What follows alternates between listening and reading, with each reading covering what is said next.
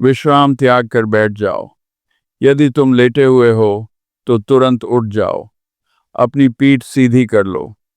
अगले कुछ समय में मैं तुम्हें एक ऐसा झटका देने वाला हूं जो तुम्हें वास्तविकता से परिचित कराएगा। तुम्हारी वह उच्च तकनीकी शिक्षा की उपाधि, वह बिल्कुल व्यर्थ है। तुम्हारी वह व्यवसाय प्रबंधन की उपाधि, वह मात्र एक कागज का हिस्सा है। तुम्हारे माता पिता ने जो तुमसे कहा था कि अच्छे अंक लाओ, एक अच्छी नौकरी मिलेगी और तुम अमीर बन जाओगे, वह एक बहुत विशाल असत्य था। मेरी आयु 99 वर्ष है। मैं चार्ली मुंगेर हूँ।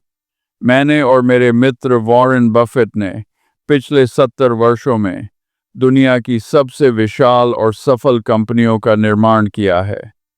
हमने आर्थिक महामंदी देखी है। हमने बाजारों का भारी पतन देखा है। और इस लंबी यात्रा में हमने एक बहुत ही अद्भुत बात देखी है।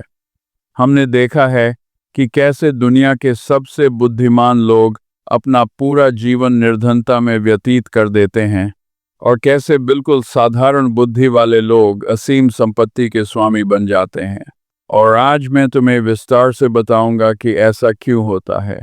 इसका सबसे मुख्य कारण यह है कि तुम्हारे विद्यालयों और विश्वविद्यालयों ने तुम्हें केवल धन के लिए काम करना सिखाया। धन वास्तव में कैसे काम करता है, ये तुम्हें कभी किसी ने नहीं सिखाया। तुम एक शिक्षित मूर्ख हो, एक शिक्षित नासमझ। और यदि तुम अगले 25 मिनट मेरी इस बात को पूरे ध्यान से नहीं सुनोगे तो मेरी बात स्मरण रखना, तुम 60 वर्ष की आयु में भी अपने क्षण की मासिक किश्तें ही चुका रहे होगे। चलो आज की इस विशेष कक्षा को आरंभ करते हैं। मुझे एक बात बताओ, जब तुम युवा थे तो तुम्हारे घर में क्या चर्चा होती थी? तुम्हारी माताजी तुमसे क्या कहती थीं? बेटा, अच्छे से शिक्षा प्राप्त करो, एक अच्छे अभियंता बन जाओ, एक अच्छे चिकित्सक बन जाओ, या कोई सुरक्षित सरकारी नौकरी प्राप्त कर लो, फिर तुम्हारा पूरा जीवन बहुत सुखमय हो जाएगा। तुम्हारे पिताजी तुमसे क्या कहते थे? परीक्षा में सबसे अच्छे अंक लाओ, प्रथम श्रेणी प्राप्त करो, किसी बहुत प्रतिष्ठित महाविद्यालय में प्रवेश प्राप्त कर लो, फिर किसी बहुत विशाल बहुराष्ट्रीय कंपनी में तुम्हारी नौकरी लग जाएगी, फिर हम तुम्हारा प्रवेश विवाह कर देंगे, तुम अपना एक घर ले लेना। मेरे युवा मित्रों, यही तो सबसे विशाल समस्या है। हमारा यह पूरा शिक्षा तंत्र तुम्हें केवल एक ही बात सिखाता है, और वह है एक बहुत अच्छा और आज्ञाकारी कर्मचारी कैसे बने। विद्यालयों में तुम्हें क्या सिखाया जाता है? गणित, विज्ञान, इतिहास। मैं यह नहीं कहता कि ये विषय व्यर्थ हैं, ये आवश्यक हैं, परंतु क्या तुम्हें वहाँ वित्तीय साक्षरता सिखाई जाती है? क्या तुम्हें संपत्तियों के सही विभाजन का ज्ञान दिया जाता है? क्या तुम्हें निरंतर लाभ के जादू के विषय में बताया जाता है? क्या तुम्हें करों के सही प्रबंधन की शिक्षा दी जाती है? नहीं, बिल्कुल नहीं। महाविद्यालयों में तुम्हें क्या सिखाते हैं? अभियांत्रिकी के कठिन सूत्र, प्रबंधन के महान सिद्धांत और पुरानी कंपनियों के अध्ययन, परंतु वे तुम्हें यह कभी नहीं सिखाते कि अपने मासिक वेतन के अतिरिक्त आय का एक नया माध्यम कैसे बनाया जाए। महंगाई की उस अदृश्य चोरी से अपनी संपत्ति को कैसे बचाया जाए। निष्क्रिय आय क्या होती है और उसे कैसे उत्पन्न किया जाता है। शेयर बाजार की हिस्सेदारी और बैंक के ऋण में क्या मूलभूत अंतर है। तो इन सब का अंतिम परिणाम क्या होता है? तुम 24 वर्ष की आयु में अपनी शिक्षा पूरी करके बाहर निकलते हो। तुम्हारे हाथ में एक बहुत प्रतिष्ठित संस्थान की उपाधि होती है। तुम्हें एक विशाल बहुराष्ट्रीय कंपनी में नौकरी मिल जाती है। तुम्हारा वार्षिक वेतन 12 लाख रुपए होता है। तुम अत्यंत प्रसन्न होते हो और सोचते हो कि अब तो मेरे जीवन की सभी चिंताएं समाप्त हो गईं। अब तो मेरा जीवन पूरी तरह से सुरक्षित है। और मेरे युवा मित्रों, ठीक इसी बिंदु से तुम्हारे जीवन का वह अदृश्य जाल आरंभ होता है। देखो, मैं तुम्हें इस माया जाल की एक बहुत ही वास्तविक कथा सुनाता हूँ। राजेश की कथा। राजेश की आयु 26 वर्ष है। उसने भारत के एक बहुत प्रतिष्ठित तकनीकी संस्थान से शिक्षा प्राप्त की है। वह बेंगलुरु शहर में एक बहुत विशाल सॉफ्टवेयर कंपनी में काम करता है। उसका वार्षिक वेतन 18 लाख रुपए है। उसके माता पिता को उस पर बहुत गर्व है। वे पूरे समाज में गर्व से कहते हैं कि हमारा पुत्र एक बहुत महान अभियंता है। परंतु मैं तुम्हें राजेश के जीवन की असली सच्चाई बताता हूँ। जब राजेश को अपना 18 लाख का वेतन मिलना आरंभ हुआ तो उसने सबसे पहले क्या कार्य किया? उसने 15 लाख रुपए की एक बहुत शानदार कार खरीदी। उस कार की मासिक किश्त 28,000 रुपये है। उसने 50,000 रुपये का एक बहुत महंगा फोन खरीदा, वह भी मासिक किश्त पर। फिर उसने बेंगलुरु के एक बहुत महंगे क्षेत्र में 80 लाख रुपए का एक घर खरीदा।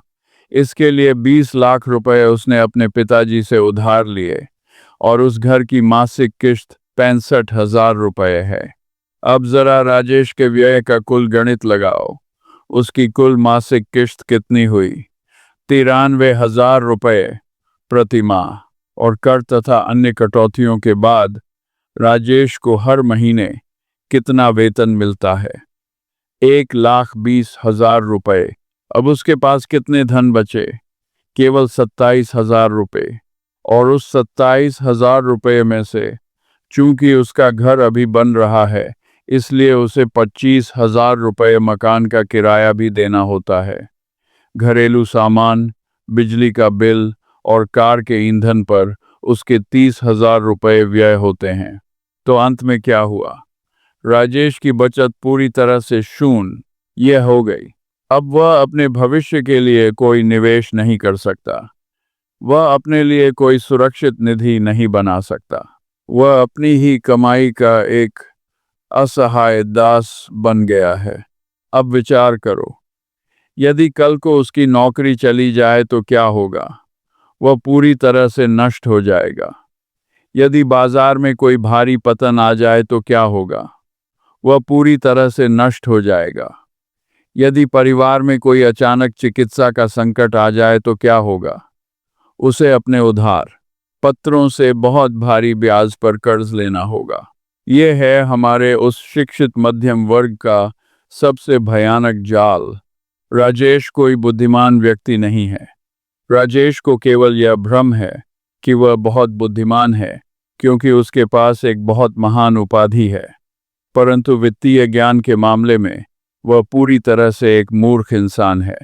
अब मैं तुम्हें वह परम सत्य बताता हूं जो तुम्हारे विश्वविद्यालय के कोई भी प्राध्यापक तुम्हें कभी नहीं बताएंगे। तुम्हारा विद्यालय तुम्हें सिखाता है कि हमेशा धन के लिए कठिन परिश्रम करो, लेकिन असली अमीर लोग क्या सीखते हैं?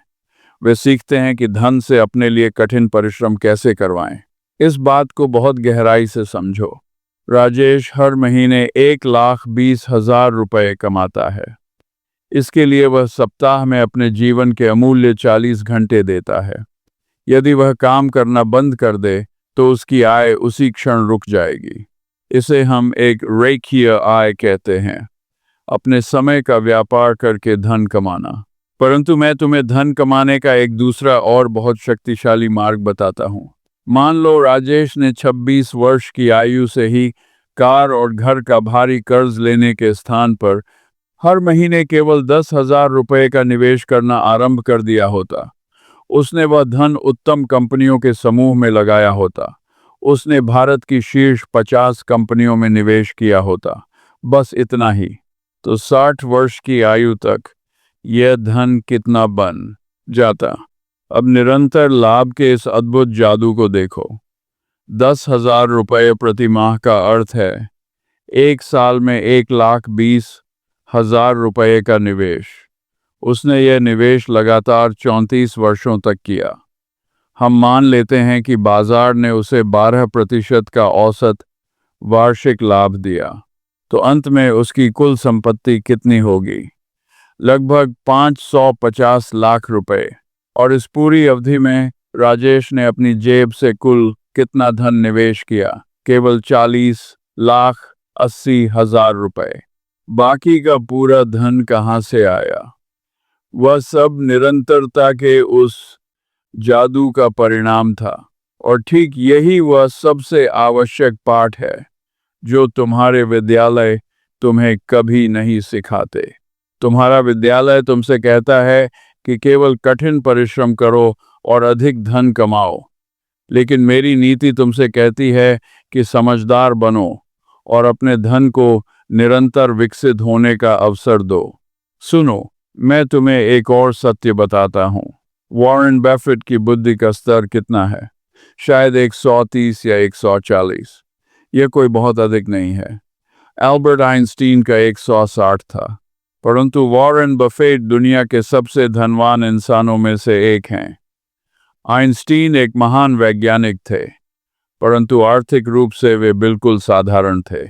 ऐसा क्यों है? क्योंकि वॉरेन के पास एक विशेष स्वभाव है। उनके पास एक अद्भुत मानसिक संतुलन है। मानसिक संतुलन का अर्थ क्या है?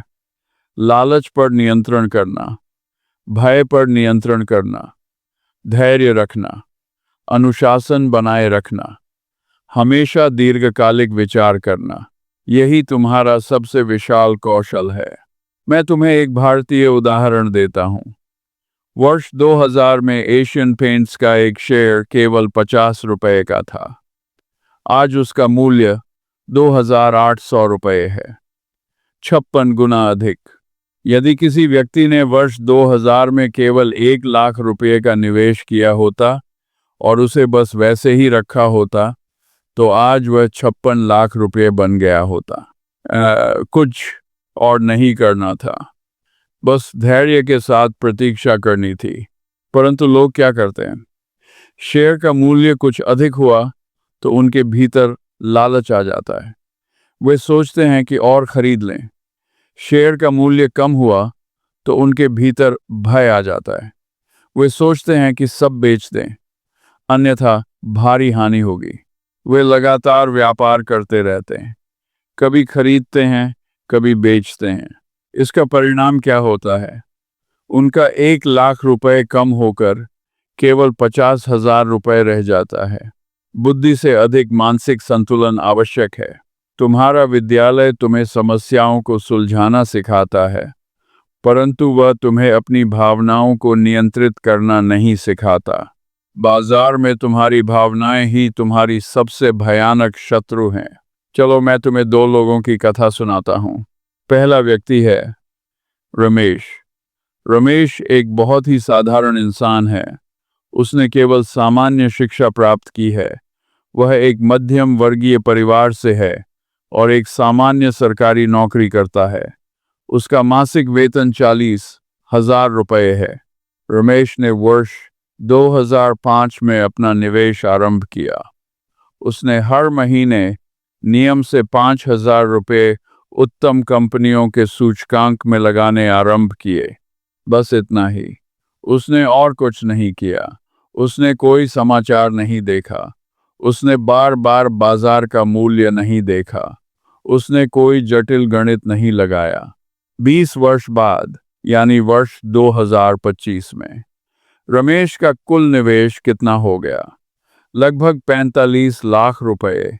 उसने अपनी जेब से कुल कितना धन लगाया था? केवल 12 लाख रुपए। उसका लाभ लगभग 4 गुना अधिक हो गया। दूसरा व्यक्ति है विक्रम। विक्रम ने एक बहुत प्रतिष्ठित तकनीकी संस्थान से शिक्षा प्राप्त की है। वह आंकड़ों का विशेषज्ञ है। उसकी बुद्धि का स्तर बहुत ऊंचा है। विक्रम हर दिन व्यापार करता है। वह दिन भर बाजार की तेजी और मंदी पर दांव लगाता है। वह जटिल चय इत्र बनाता है। वह कंप्यूटर के नवीन सूत्रों का उपयोग करता है। वह हर समाचार पर अपनी प्रतिक्रिया देता है। विक्रम को लगता है कि वह अपनी तीव्र बुद्धि से बाजार को मात दे सकता है। 20 वर्ष बाद विक्रम का कुल निवेश कितना है? बिल्कुल शून्य। वह भारी हानि में है। ऐसा क्यों हुआ? क्योंकि उसने हर बार व्यापार करने पर कर चुकाया। उसने अपनी भावनाओं में आकर गलत निर्णय लिए। उसके भीतर अति आत्मविश्वास था। उसने गलत समय पर निवेश किया। इससे हमें क्या शिक्षा मिलती है? बहुत अधिक बुद्धिमान होना आवश्यक नहीं है, धैर्यवान होना बहुत आवश्यक है। रमेश ने एक विशाल बरगद का वृक्ष लगाया। उसने उसे पानी दिया, उसे धूप दी और बस शांति से प्रतीक्षा की। विक्रम ने रोज जुआ खेला, हर दिन एक नया संकट, हर दिन नया मानसिक तनाव, और 20 वर्ष बाद वह साधारण रमेश जीत गया। अब मैं तुम्हें सबसे विशाल सत्य बताता हूं। तुम्हारी तकनीकी शिक्षा की उपाधि तुम्हें 20 लाख रुपए की नौकरी दे सकती है। यह बात बिल्कुल ठीक है, परंतु वित्तीय साक्षरता तुम्हें 500 लाख रुपए की संपत्ति दे सकती है, जो तुम्हें जीवन भर के लिए स्वतंत्र कर देगी। तुम्हारे विद्यालय ने तुम्हें यह सब कभी नहीं सिखाया। करों का सही प्रबंधन कैसे करें, अपने कर को कानूनी रूप से कैसे बचाएं, संपत्ति का सही विभाजन, अपना कितना धन शेयर बाजार में लगाएं, कितना सुरक्षित रखें और कितना स्वर्ण में लगाएं। आपातकालीन निधि, अपने 6 महीने के व्यय के समान एक सुरक्षित राशि हमेशा तैयार रखें। जीवन बीमा, केवल अपने परिवार की सुरक्षा के लिए बीमा लें, निवेश के लिए नहीं। निरंतर लाभ का जादू, अल्बर्ट आइंस्टीन ने कहा था कि निरंतर लाभ की यह शक्ति दुनिया का 8वां अजूबा है। तो अब तुम्हें क्या करना चाहिए? अपने विद्यालय की शिक्षा समाप्त होने के बाद अपनी असली शिक्षा आरंभ करो। महान निवेशकों की पुस्तकों एन का अध्ययन करो। भारतीय बाजार के संदर्भ में चीज़ों को समझो।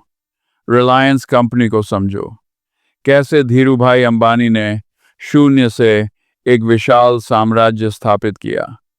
टाटा समूह को समझो, वे पिछले 150 वर्षों से निरंतर विकास कैसे कर रहे हैं। एशियन पेंट्स को समझो, उनकी लगातार सफलता का रहस्य क्या है। तुम्हारी उपाधि तुम्हें केवल एक नौकरी दिलाती है, परंतु तुम्हारी वित्तीय साक्षरता तुम्हें आर्थिक स्वतंत्रता दिलाती है। देखो मेरे युवा मित्रों, इस पूंजीवादी व्यवस्था के कुछ विशेष नियम हैं। तुम्हारा विद्यालय तुम्हें यह कभी नहीं बताएगा, क्योंकि विद्यालय स्वयं इस व्यवस्था का एक हिस्सा है। इस व्यवस्था को केवल आज्ञाकारी कर्मचारी चाहिए, पूंजीपति नहीं। नियम संख्या 1, अपनी आय को अधिक करने के स्थान पर अपने व्यय को कम करना सीखो। राजेश का वेतन 18 लाख रुपए है, परंतु उसकी बचत बिल्कुल शून्य है।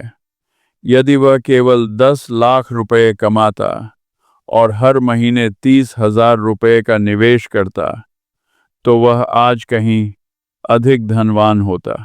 तुम्हारी आय कोई महत्व नहीं रखती, तुम कितना धन बचाते हो, केवल यह महत्व रखता है। नियम संख्या 2, अपने लिए बोझ मत खरीदो, संपत्तियां खरीदो। कार एक बोझ है, उसका मूल्य हर दिन कम होता है, उसके रखरखाव का व्यय होता है, उसकी मासिक किश्त देनी होती है। उत्तम कंपनियों के समूह में निवेश करना एक संपत्ति है, उसका मूल्य समय के साथ अधिक होता है, वह तुम्हारे लिए नई आय उत्पन्न करती है। परंतु हमारा मध्यम वर्ग क्या करता है? वे कार पर 15 लाख रुपए व्यय करते हैं और निवेश के लिए कहते हैं कि यह तो बहुत संकट का कार्य है, हम बाद में विचार करेंगे। तुम बिल्कुल विपरीत दिशा में चल रहे हो। नियम संख्या 3, निरंतर लाभ को अपना कार्य करने के लिए पर्याप्त समय दो। सबसे भयानक भूल क्या है? निवेश की शुरुआत में बहुत विलंब करना। 25 वर्ष की आयु में प्रति माह 5,000 रुपये का निवेश 60 वर्ष की आयु में 300 लाख रुपये बन जाता है। 35 वर्ष की आयु में प्रति माह 5,000 रुपये का निवेश 60 वर्ष की आयु में केवल 90 लाख रुपये बनता है। तुम्हारे केवल 10 वर्ष के विलंब ने तुमसे 210 लाख रुपए की संपत्ति छीन ली। तुम्हारा विद्यालय तुम्हें यह कभी नहीं सिखाएगा, तुम्हें यह सब स्वयं ही सीखना होगा। तो मेरे युवा मित्रों, अब मैं तुम्हें वो अंतिम बात बताता हूँ जो तुम्हें पूरे ध्यान से सुननी चाहिए। यह सब सुनना बहुत आसान लगता है, परंतु इसे जीवन में उतारना वह अत्यंत कठिन है, क्योंकि तुम्हारे मित्र नई कार लेंगे, तुम उन पर दबाव अनुभव करोगे, तुम्हारे साथ काम करने वाले लोग विदेशी यात्राओं पर जाएंगे, तुम्हें लगेगा कि तुम जीवन का आनंद नहीं ले रहे हो, तुम्हारा समाज तुमसे कहेगा कि तुम इतना धन कमाते हो फिर भी इतने कंजूस क्यों हो, परंतु तुम्हें स्वयं यह निर्णय लेना होगा। क्या तुम उस अंधे अनुकरण का हिस्सा बनोगे? क्या तुम भी अन्य लोगों की तरह 60 वर्ष की आयु तक मासिक किश्तें भरते रहोगे? क्या तुम अपनी वृद्धावस्था के लिए दूसरों पर निर्भर रहोगे, या तुम अपना मार्ग स्वयं बनाओगे? मैं तुमसे यह नहीं कह रहा हूं कि तुम तकनीकी शिक्षा प्राप्त मत करो। मैं यह भी नहीं कह रहा हूं कि तुम व्यवसाय प्रबंधन मत सीखो। मैं तुमसे केवल यह कह रहा हूं कि केवल अपनी उपाधि पर निर्भर मत रहो। वित्तीय साक्षरता सीखो, पूंजी के नियम समझो, अपना मानसिक संतुलन बनाओ। वॉरेन बफेट ने मुझे 70 वर्ष पूर्व एक बात कही थी, चार्ली, निवेश में असाधारण परिणाम प्राप्त करने के लिए असाधारण कार्य करने की कोई आवश्यकता नहीं है। असाधारण कार्य करने की कोई आवश्यकता नहीं है। तुम्हें केवल साधारण कार्य पूरे अनुशासन के साथ निरंतर करने हैं। तो अब तुम क्या करोगे? आज से ही अपनी शुरुआत करो। अपनी आपातकालीन निधि बनाओ, अपना मासिक निवेश आरंभ करो, महान पुस्तकों का अध्ययन करो, अपने लिए कोई भी बोझ मत खरीदो, हमेशा दीर्घकालिक विचार करो। यह 6 महीने में धनवान बनने की कोई योजना नहीं है। यह 20 वर्ष की एक लंबी और धैर्यवान यात्रा है। परंतु मैं तुम्हें यह पूर्ण विश्वास दिलाता हूं कि यदि तुमने यह सब किया, तो तुम 60 वर्ष की आयु में उन 90% लोगों से कहीं अधिक धनवान होगे जो आज तुमसे अधिक धन कमा रहे हैं। तुम्हारी वह उपाधि तुम्हें केवल एक नौकरी दिलाएगी, परंतु तुम्हारा यह ज्ञान तुम्हें पूर्ण रूप से स्वतंत्र कर देगा। अब अंतिम विकल्प केवल तुम्हारा है। चार्ली मुंगेर की ओर से तुम्हें बहुत बहुत शुभकामनाएं।